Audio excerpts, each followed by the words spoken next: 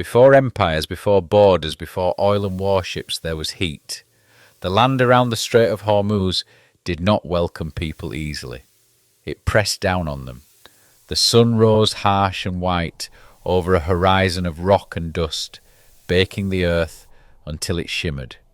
Even the wind, when it came, carried no relief, only more heat, dry and relentless, sweeping across jagged coastlines and empty plains. To the north lay the lands of ancient Mesopotamia, where the great rivers, the Tigris and Euphrates, fed the first cities. But further south and east, where the narrow channel of water connected the Persian Gulf to the wider ocean, the world grew harsher. The mountains of southern Persia dropped steeply toward the sea, their shadows offering brief escape from the furnace-like days. And yet, people came. At dawn, fishermen pushed out onto calm waters in simple wooden boats. The sea was quieter then, almost glass-like, reflecting the pale sky as it slowly turned gold. The air carried the scent of salt and drying nets, mixed with the faint smoke of cooking fires from small coastal settlements. By midday, everything changed. The water darkened under the weight of the sun. Waves grew sharper. The cries of seabirds echoed against the cliffs. Men wrapped cloth around their heads and faces, shielding themselves from the glare, their skin hardened by years of exposure. But it was at night that the region revealed something else entirely. When the heat finally loosened its grip, the sky opened. Far from the lights of any city, the night sky above ancient Mesopotamia and the waters beyond was overwhelming, dense with stars, stretching endlessly from horizon to horizon. Constellations burned bright and clear, guiding early sailors and traders across unfamiliar waters. The Milky Way cut a pale path overhead, like a river mirroring those on land. For those early travellers, the stars were more than beauty. They were direction, survival. And between these extremes, blistering days and vast silent nights, the Strait of Hormuz began its story. Though no one called it that yet, it was simply a passage, a narrow opening between landmasses where waters flowed in and out, linking distant worlds. Small boats carried goods along its edges, grains, pottery, textiles. Over time, those routes stretched further. Traders from the Indus Valley began to appear. Goods moved not just between nearby villages, but between civilizations. The people who lived along these shores understood something early. This harsh, unforgiving place held power. Not power in the form of fertile soil or abundant water, but in connection. Everything that moved between the great civilizations of the ancient world, Mesopotamia, Persia, and the lands beyond, could pass through here. A narrow strip of sea, easily overlooked on a map, yet impossible to ignore in practice. Empires would rise far from its shores, but they would all come to depend on it. At this early stage, there were no fortresses guarding its waters, no fleets competing for dominance, only small communities, navigating tides, reading the stars, and learning, slowly, that they stood at the edge of something far greater than themselves. The Strait of Hormuz was not yet a battleground, it was a beginning. By the early medieval period, the lands surrounding the Strait of Hormuz had already witnessed centuries of trade, migration, and quiet transformation. But with the rise of the great Islamic caliphates, something shifted. The region was no longer just a meeting point of cultures. It became part of a vast, unified system stretching from the Atlantic shores of North Africa to the distant edges of Central Asia. Under the Abbasid Caliphate, trade flourished. Stability, relative security, and shared language and religion created conditions that allowed commerce to thrive. Ports along the Persian Gulf expanded. Markets grew louder, busier, more diverse. Merchants from across the known world, Arab, Persian, Indian, and East African, passed through these waters, carrying spices, silk, ivory, and precious metals. The strait itself became something more than a geographical feature. It was a hinge, connecting the Indian Ocean trade routes with the economic heartlands of the Middle East. Ships moved with the rhythm of the monsoon winds, arriving heavy with goods and departing just as full.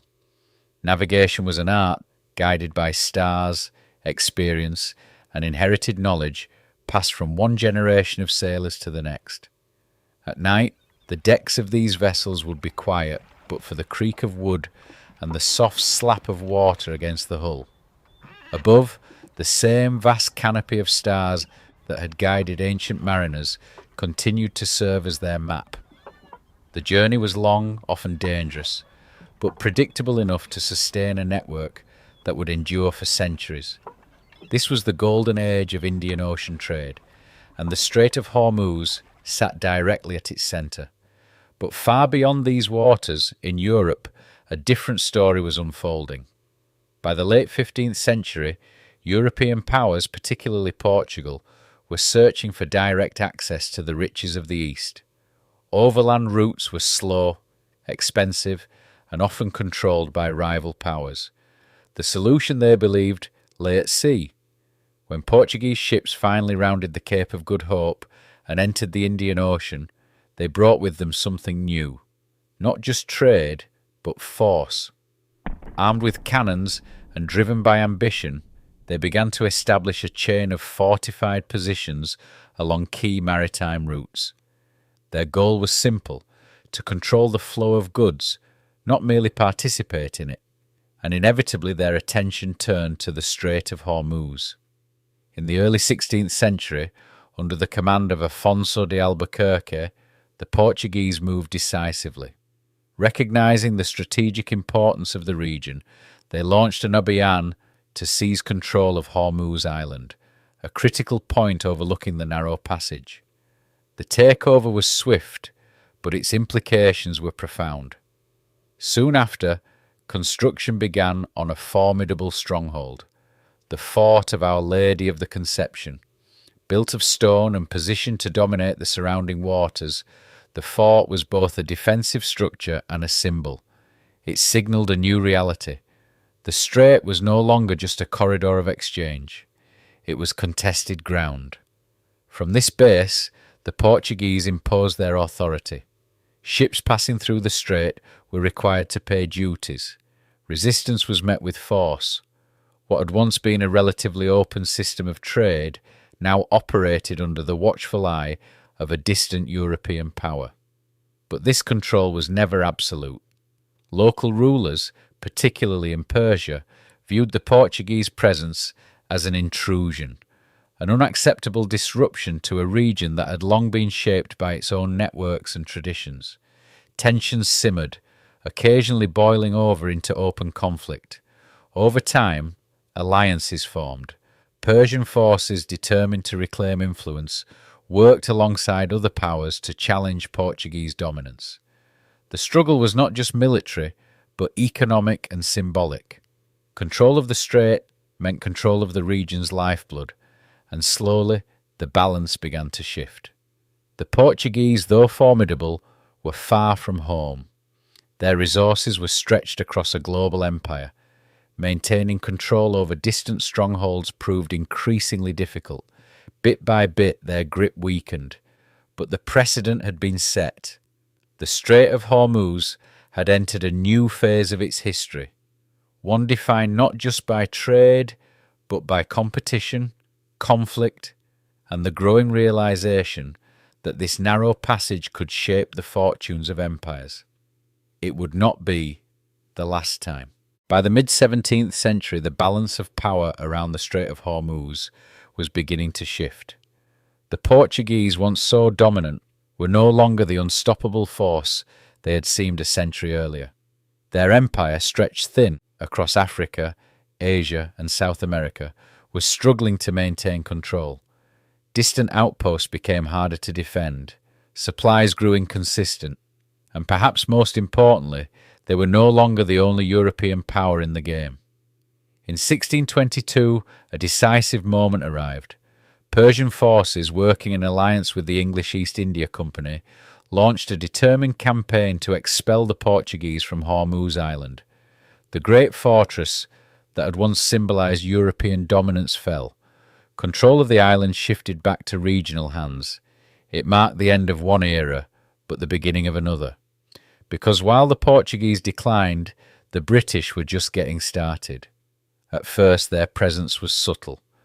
Unlike their predecessors, they did not immediately impose direct military control over the strait. Instead, they focused on influence, on relationships, agreements, and strategic positioning. Through the British Empire and its commercial arms, they embedded themselves within the existing trade networks. Ports were not conquered, they were partnered. Rulers were not overthrown, they were negotiated with. It was a quieter form of power, but no less effective. By the 18th and 19th centuries, the British had become the dominant external force in the Persian Gulf. Their primary concern was not just profit, but stability. The sea lanes connecting India, then the jewel of their empire, to Britain itself had to remain open, secure, and predictable. The Strait of Hormuz was central to this mission. Naval patrols increased, treaties were signed with local leaders. Piracy, once a persistent threat, was aggressively suppressed. Slowly, almost imperceptibly, the waters of the Gulf and the narrow passage that connected them to the wider ocean came under British protection. But this was not altruism, it was strategy, because the world was changing again. The Industrial Revolution was transforming economies across Europe. Factories demanded raw materials, steamships required fuel, global trade accelerated at a pace never seen before, and with this rapid expansion came a new kind of resource, one that would redefine the importance of the region entirely: oil. In the early 20th century, vast reserves of oil were discovered beneath the land surrounding the Persian Gulf. At first, its potential was only partially understood, but as internal combustion engines replaced steam power and as navies transitioned from coal to oil, its value became undeniable. The Strait of Hormuz, once a route for spices and silk, was now something else entirely. It was the gateway to energy. Tankers began to replace traditional cargo ships. Massive, slow-moving vessels carried crude oil from ports deep within the Gulf, passing through the narrow strait on their way to markets in Europe, Asia, and beyond. The scale was staggering. What had once been regional trade was now global infrastructure, and the strait sat at its heart. Its geography, narrow, constrained, unavoidable, made it both efficient and fragile. A disruption here would not just affect a single region, it would ripple across the entire world. The British understood this. Throughout the early 20th century, they worked to maintain their influence, ensuring that the flow of oil and the stability of the routes it depended on remained intact. Naval power, diplomacy, and economic leverage were all brought to bear in service of this goal. But even as they did so, the nature of the strait was changing. It was no longer simply a strategic asset, it was a choke point, a place where the vast machinery of global industry narrowed into a single, vulnerable passage. A place where geography dictated power, where control, or even disruption, could shift the balance of economies far beyond its shores. And as new powers emerged on the world stage, the importance of that narrow strip of water would only grow. The age of empire had shaped the Strait of Hormuz. The age of oil would make it indispensable. By the mid-20th century, the Strait of Hormuz had become something far more than a trade route. It was now a pressure point. During the Cold War, the world was divided into rival blocs, each watching the other, each preparing for a conflict that somehow never fully came. But while the confrontation between superpowers remained mostly indirect, places like the Strait of Hormuz sat quietly at the centre of their calculations, because energy meant power, and power depended on oil. The nations surrounding the Persian Gulf held vast reserves of it, and the strait was the narrow gateway through which much of that oil had to pass. Western economies relied on it, militaries depended on it, entire industrial systems were built around it, so the question became unavoidable. What would happen if that flow stopped? The answer was simple and terrifying. Everything would feel it. For the United States and its allies, keeping the strait open became a strategic priority. Naval presence increased, surveillance intensified. Warships moved through the region not as invaders, but as guardians of a fragile system. But stability, as it turned out, was an illusion. In 1979, everything changed. The Iranian Revolution overturned the existing order in Iran, replacing a Western-aligned monarchy with a new, deeply independent regime. Almost overnight, the tone of the region shifted. The Strait of Hormuz was no longer just an economic artery, it was a political lever, and the world took notice. Just 1 year later, war erupted. The Iran-Iraq War would become one of the longest and bloodiest conflicts of the late 20th century. At first, it was fought largely on land, trenches, artillery, grinding advances. But as the war dragged on, both sides began to look outward, toward the sea. By the early 1980s, a new phase had begun, the so-called tanker war. It started slowly. Iraq, seeking to cripple Iran's economy, began targeting oil infrastructure and ships carrying Iranian exports. The aim was not just destruction but pressure to force Iran into a response that might draw in global powers. At first, Iran held back, but by 1984 restraint gave way to retaliation. What followed was a brutal, escalating campaign of attacks across the Persian Gulf. Oil tankers, once symbols of global commerce, became targets. Missiles struck hulls, mines drifted unseen beneath the surface.